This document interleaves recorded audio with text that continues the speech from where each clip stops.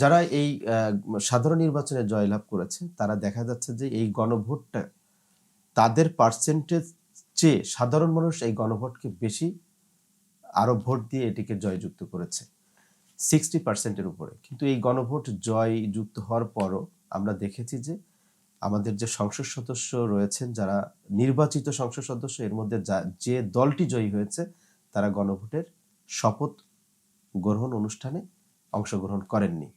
যে সংবিধান সংস্কারের ক্ষেত্রে যে গণভোট এই শপথটি রয়েছে সেটি অংশগ্রহণ করেননি, এবং আমরা দেখেছি যে বিরোধী দল এটি অংশগ্রহণ করেছে। আমি ইতিমধ্যে বলেছি যে এই যে বাংলাদেশের যে গেজেটটি, যে জুলাই জাতীয় সনদ সংবিধান সংস্কার বাস্তবায়ন আদেশ 2025, যেটি 13ই নভেম্বর 2025 সালে গেজেট আকারে প্রকাশ হয়েছে, এই আদেশের 8 ধারাটা আমরা একটু দেখি যে 8 ধারাতে কি বলা আছে এই শপথের ক্ষেত্রে। শপথ এবং শপথ পাঠ পরিচালনা।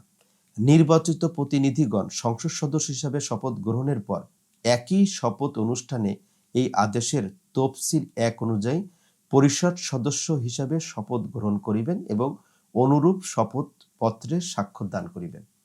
এখানে কিন্তু খুব স্পষ্ট করে 8-এ বলা আছে যে নির্বাচিত প্রতিনিধিগণ সংসদ সদস্য হিসেবে শপথ গ্রহণের পরই একই শপথ অনুষ্ঠানে তারা এই আদেশের তফসিল 1 অনুযায়ী পরিষদ সদস্য হিসেবে শপথ গ্রহণ করিবেন এবং অনুরূপ শপথপত্রে স্বাক্ষর করিবেন।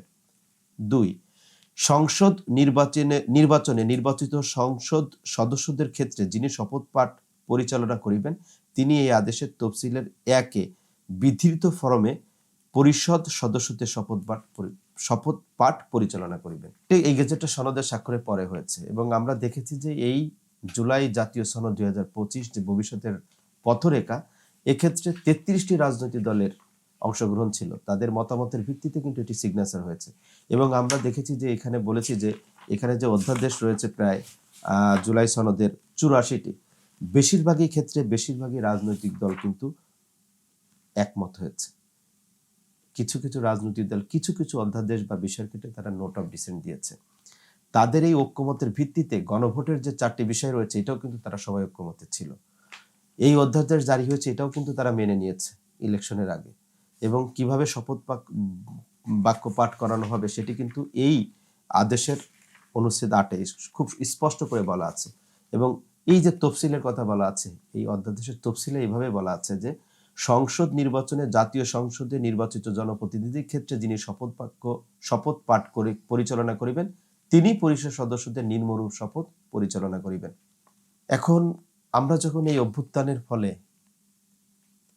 একটি জুলাই জাতীয় সনদ 2025-এর জাতীয় রূপরেখা তৈরি হয়েছে, একটি আদেশ তৈরি হয়েছে, প্রেসিডেন্টের একটি আদেশ তৈরি হয়েছে, বাংলাদেশ গেজেট আকারে প্রকাশ পেয়েছে 13 নভেম্বর 2025 সালে, আমরা সবই কিন্তু মেনে নিয়েছি। এর আলোকে কিন্তু বাংলাদেশে জাতীয় নির্বাচন হয়েছে এবং গণভোট হয়েছে একই দিনে। যেহেতু আমরা সবগুলো মেনে নিলাম, আমরা নির্বাচিত হওয়ার পরে সংখ্যাগরিষ্ঠতার ভিত্তিতে সংসদ সদস্য যে দলটি হলো তারা যদি মনে করে যে আমরা এই শপথ অনুষ্ঠানে অংশগ্রহণ করব না, তাহলে সেক্ষেত্রে যে জটিলতা তৈরি হবে যে আদেশের ভিত্তিতে দেশে নির্বাচন হলো, যে আদেশের ভিত্তিতে গণভোটটা হলো, সেই গণভোটটাকে যদি আমি না মেনে নিই তাহলে সেই নির্বাচনটা প্রশ্নবিদ্ধ হবে। এবং এই আদেশ বা জুলাই সনদের যে রূপরেখা এটিকে যদি আমাদেরকে চ্যালেঞ্জ করতে হয় তাহলে অবশ্যই সেই আইনটিকে আদালতের মাধ্যমে চ্যালেঞ্জ করতে হবে। আমি মুখে বা আমি এটি মানি না, মানব না, এভাবে কোনো আইনকে চ্যালেঞ্জ করা যায় না, বা আইনকে নিষিদ্ধ করা যায় না, বা প্রশ্নবিদ্ধ করা যাবে না। এটি আদালতের মাধ্যমে এই আইনের যদি কোনো জটিলতা থাকে, এই আইনে নিয়ে কোনো প্রশ্ন থাকে, সেটা আদালতের মাধ্যমে এটি সমাধান হবে। বাংলাদেশের নির্বাচনটা হচ্ছে 12ই ফেব্রুয়ারি।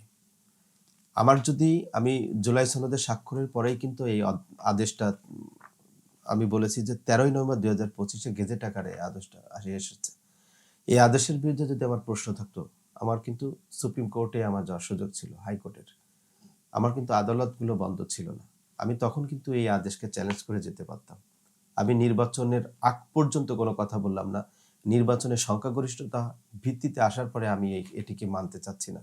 এটিকে একটা দ্বিচারিতা বলে, এবং এটিকে অবশ্যই তারা আইনকে লঙ্ঘন করছে। কারণ বাংলাদেশে 2026 সালেও সংবিধান অনুযায়ী নির্বাচনের কথা ছিল না। আমাদের যে নির্বাচনটা প্রতি 5 বছর পর পর হয়, সেই হিসাবে যদি আমরা নির্বাচনের তারিখ নির্ধারণ করি তাহলে 2029 সালে এসে সেই নির্বাচনটা হওয়ার কথা। সেই অভ্যুত্থানের মাধ্যমে কিন্তু আমরা একটা রাজনৈতিক ঐক্যমতের ভিত্তিতে জাতীয় জুলাই জাতীয় যে সনদ 2025 সেটি কিন্তু একটা ঐক্যমতের ভিত্তিতে কিন্তু আমরা স্বাক্ষর করেছি। তার পরবর্তীতে কিন্তু এই আদেশটি জারি হয়েছে এবং সেই আদেশের ভিত্তিতেই কিন্তু এদেশের গণভোট এবং নির্বাচনের কথা বলা হয়েছে একই দিনে। আমরা যদি ওই সংবিধানকে মেনে নিই তাহলে এই গণভোট এই নির্বাচনটাকেই আমরা অবৈধ বলতে হবে। আর আমরা যদি ওই সংবিধানের পাশাপাশি অভ্যুত্থানের ফলে যে অন্তর্বর্তীকালীন একটি সরকার গঠন হয়েছে এবং তারা যে এই জাতীয় জুলাই সনদ 2025-এর জাতীয় ভবিষ্যতের রূপরেখা, যেখানে রাজনৈতিক দলগুলোর ঐক্যমতের ভিত্তিতে করা হয়েছে এবং পরবর্তীতে যে আদেশটি হয়েছে সেটিকে মেনে নিয়ে এই নির্বাচন এবং গণভোটে অংশগ্রহণ করি এবং তার ফলশ্রুতিতে যদি আমরা শপথ গ্রহণ করে জাতীয় সংসদে আসি, অবশ্যই আমাকে এটা মেনে নিতে হবে, কারণ এর ভিত্তিতেই এই নির্বাচন হয়েছে, এই গণভোট হয়েছে।